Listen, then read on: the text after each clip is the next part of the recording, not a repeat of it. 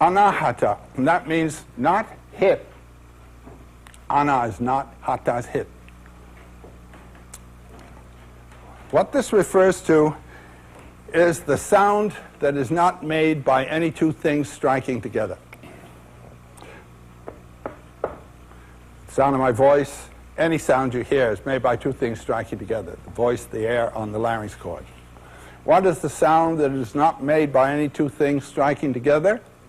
It is Om. It is the sound of the energy of the universe of which all things are manifestations.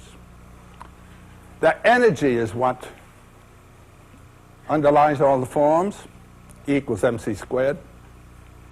And the sound of that energy is said to be Om. Now, Om can be written in Roman letters either as OM or as AUM. O in Sanskrit is analyzed into A and U.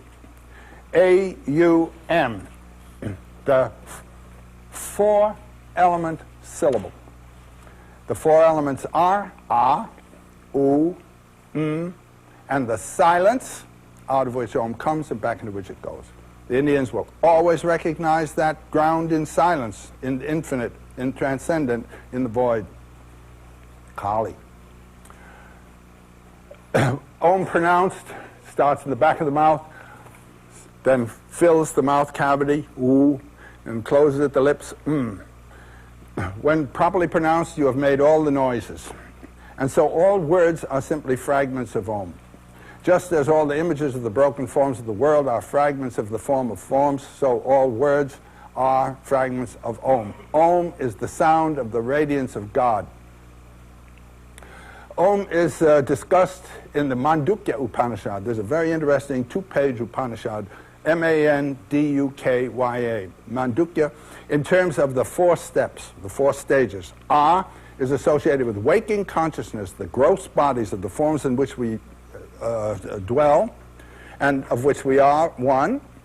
Here, I am not you, you are not I, and a duality prevails, an Aristotelian logic. A is not A. Aristotle's logic is the logic of waking consciousness carried right through it. He's not letting anything else break in there.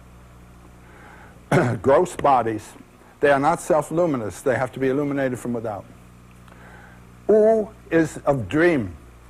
When you dream, you're surprised by your dream, and yet the dream is you. You as subject are surprised by yourself as object. You seem to be two, you and your dream, but you are one. So subject and object, though they seem to be two, are the same. I and you are the same. This is the breakthrough of the metaphysical realization that the two that seem to be separate are really one.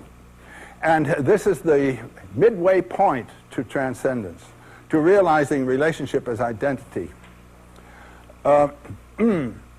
Also, the objects of dream are subtle objects, self-radiant, changing form rapidly.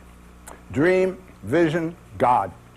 The gods and heavens and hells are what might be called the cosmic aspect of dream. And the dream is the personal aspect of myth. Dream and myth are of the same order. They're of the order of U, dream consciousness. And you and your God are one, just as you and your dream are. And your God isn't my God. So don't try to push it on me. Everyone has his own being and consciousness.